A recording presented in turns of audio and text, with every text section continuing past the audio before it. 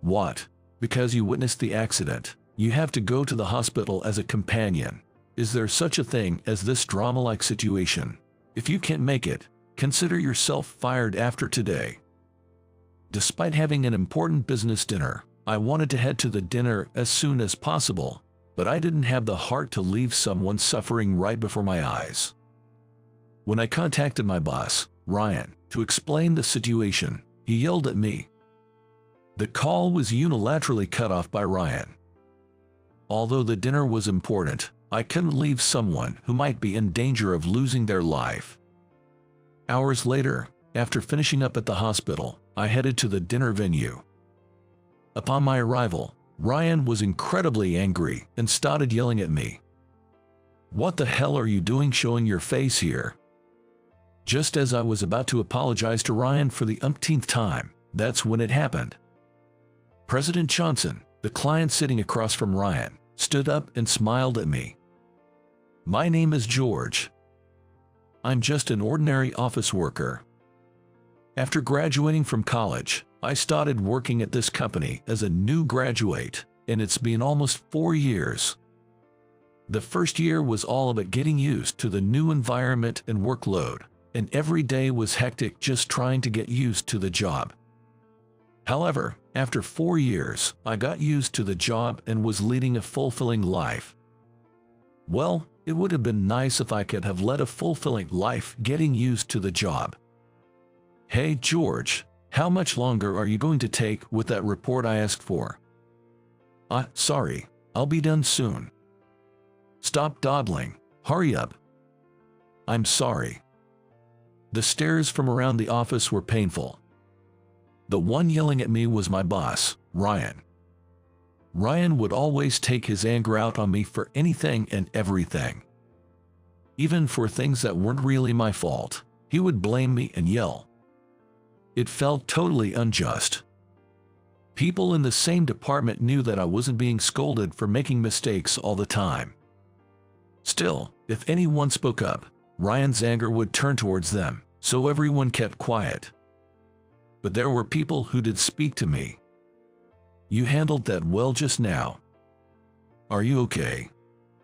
Ryan is too irritable. Many people sympathized with my position and worried about me.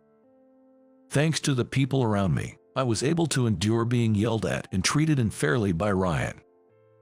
The workplace environment wasn't bad at all. If it weren't for Ryan, I think I could have led a more fulfilling work life. That's why I hadn't thought about quitting this job. I just needed to endure Ryan's treatment. That's what I thought. "Hey George, you made a mistake on that calculation sheet the other day. Who do you think apologized on your behalf?" The next day, and the day after that, Ryan would lash out at me almost every day. It was one day when I was working while enduring Ryan's abuse. I was called by the department head, Max, and told something. A business meeting. "Yeah, George, you've been here almost 5 years, right? I think it's about time you handled a big negotiation." "Really? Am I the right person for this?" Why do you ask?" "Well, it's just that. Surely, Max must know that I'm yelled at by Ryan almost every day." Still, Max wanted to entrust me with it. Perhaps sensing what was on my mind, Max continued with a smile. "Well, regarding Ryan, I think everyone understands. Besides, George, your work has a reputation in the department for being meticulous and precise." "Really?" "Yes, I'm not lying. So, what do you think?" Max's eyes showed no deceit, and it seemed he sincerely wanted to entrust this big meeting to me. I nodded firmly, resolved to make it a success. "If you'll entrust it to me, I'll give it my all." "Good, I believed you'd say that, George. I'm counting on you." Max patted my shoulder and smiled. Before the meeting, I went to the archives to look up past transactions with the business partner. I carried the filed documents from the archive back to my desk. From past meetings, I could understand what strategies would work best with this business partner. I planned to analyze this and approach the negotiation accordingly. This business partner had always been close to our company, and failure was not an option.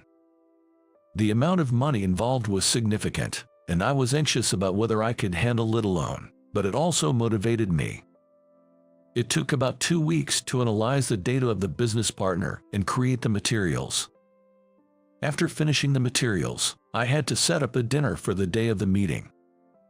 Normally, we would hold it in our company or the client's office. But this time, since we have a good relationship with this business partner, I wanted to approach the negotiation in a more casual manner by having a dinner meeting.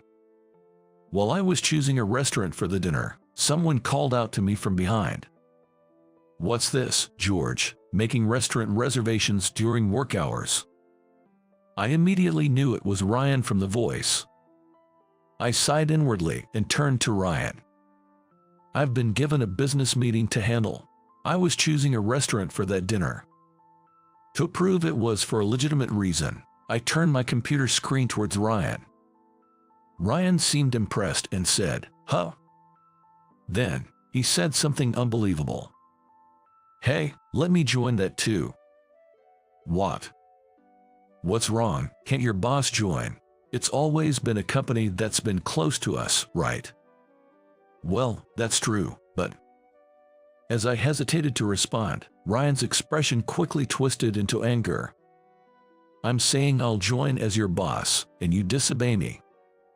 It's not like that. Obviously, you can't handle a deal this big on your own, so I'm going out of my way to be a part of it." Understood.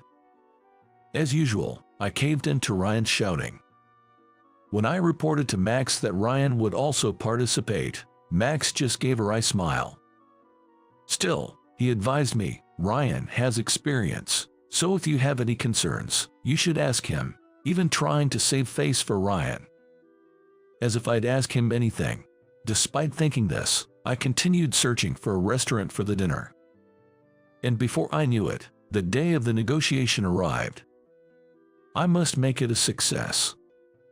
Ryan might interfere, but in front of the clients, he couldn't act as usual. I checked my watch. There's still some time left until the meeting. I left the office early to ensure I wouldn't be late, but it seems I left a bit too early. That's when it happened. With a screeching sound of brakes, I heard the sound of something large colliding. Turning in surprise, I saw 2 cars had collided head-on. An accident. People started to gather, and I turned my attention towards the scene.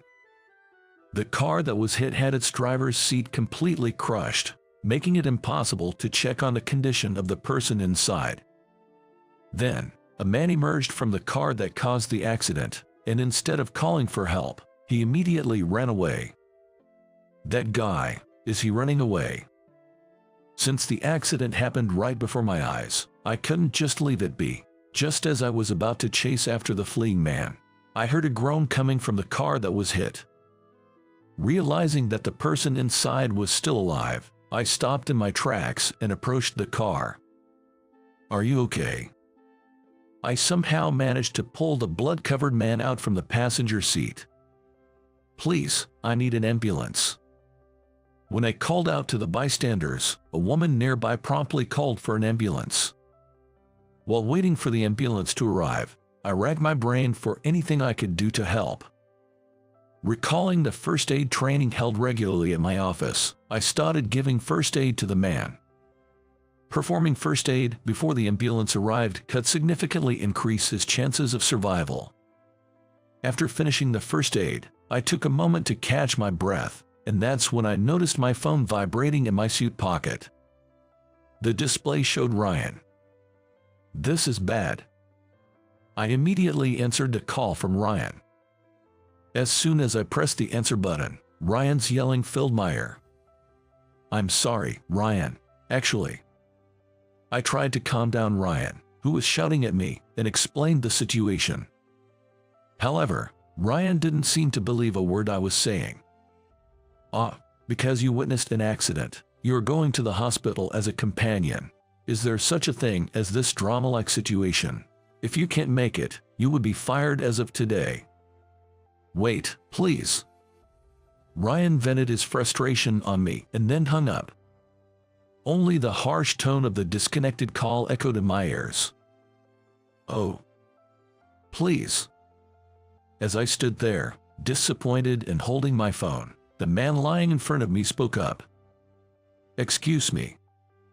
Don't you have an important appointment? The man was struggling to speak.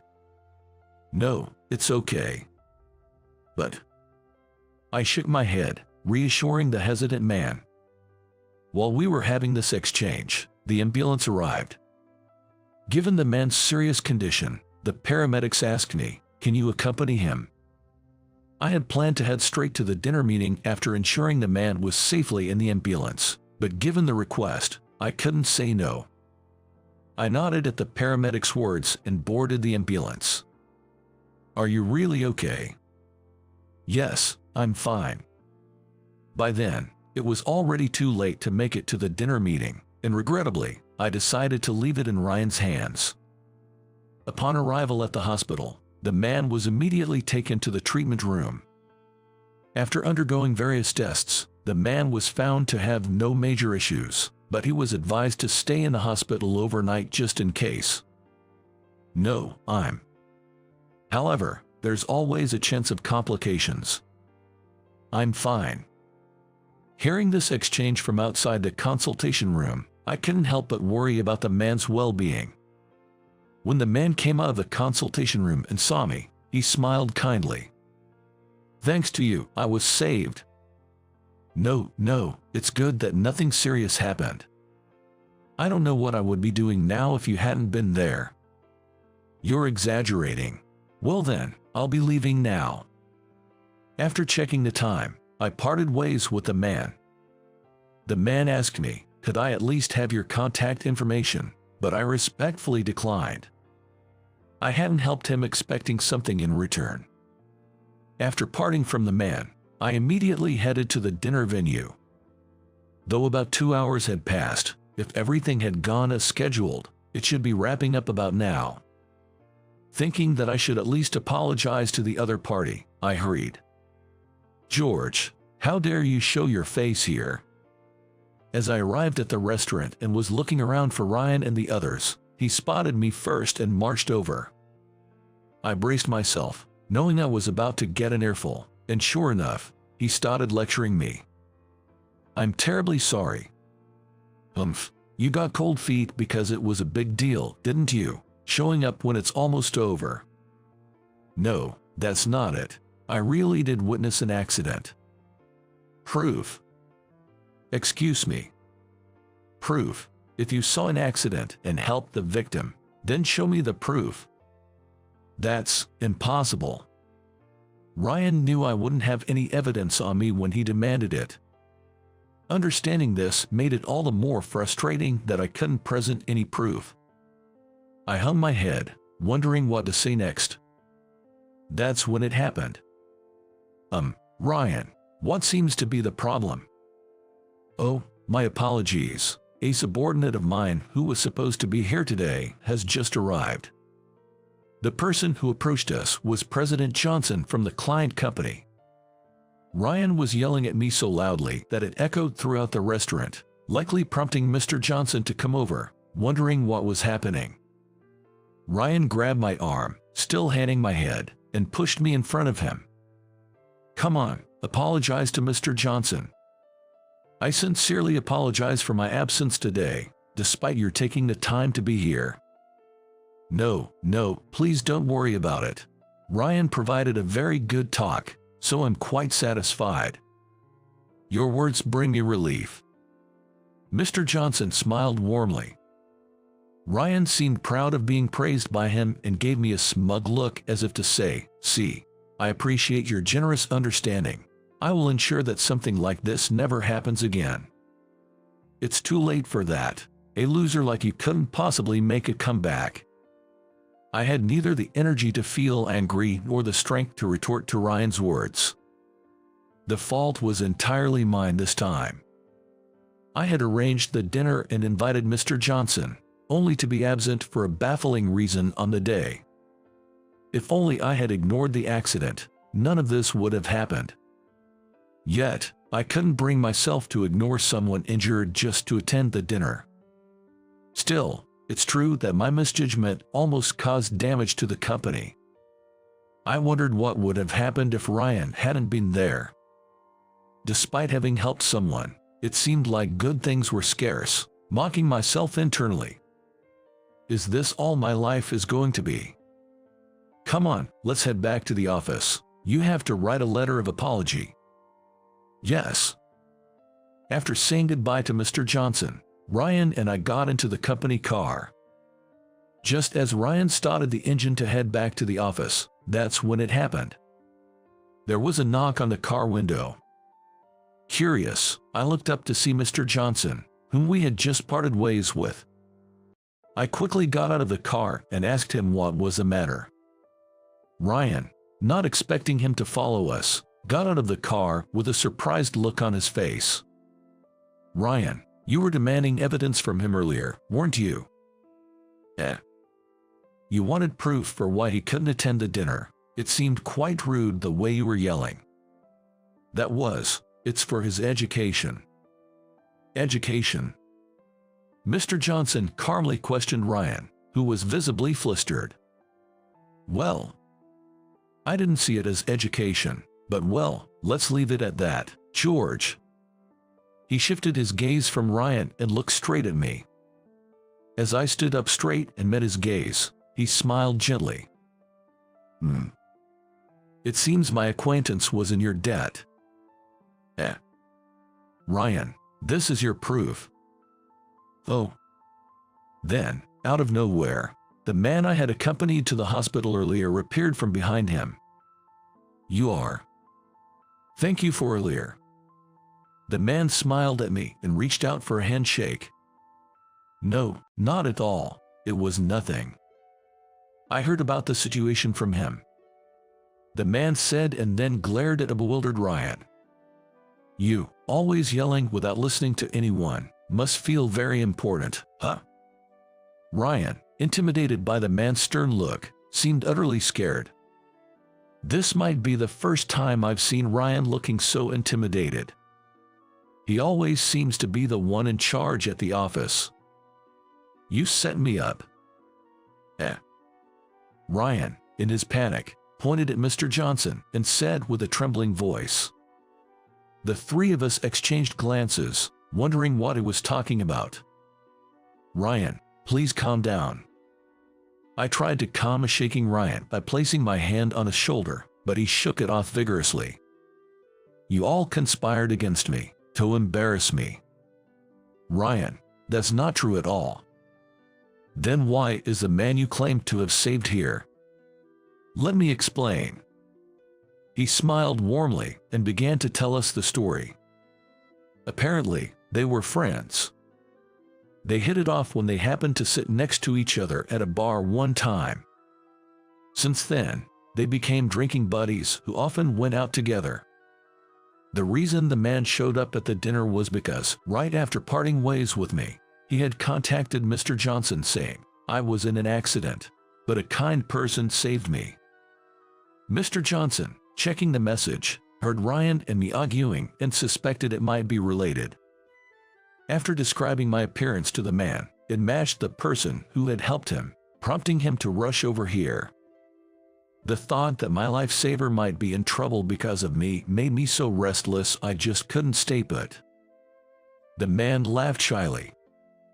Surrounded by the congenial atmosphere among myself, the man, and Mr. Johnson, Ryan seemed to feel so out of place that he quietly said, I'm terribly sorry, offering his apologies to both of them.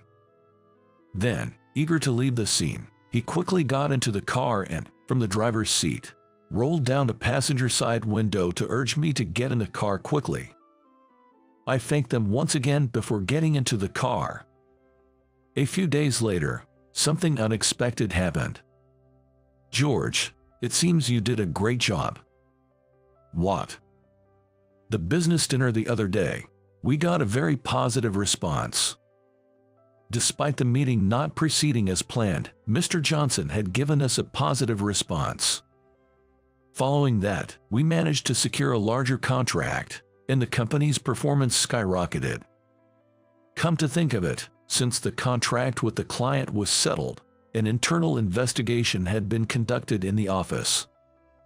The investigation was about Ryan, and his habit of yelling at me had become widely known among the office staff. Furthermore, it was found that Ryan had previously taken credit for his subordinates' achievements. The internal investigation revealed numerous pieces of evidence and testimonies to this effect. Ryan's punishment was a salary reduction, but he apparently felt uncomfortable staying at the company, and, before we knew it, he stopped coming to work altogether. With Ryan gone, Max recognized my achievements, and I was promoted to Ryan's former position.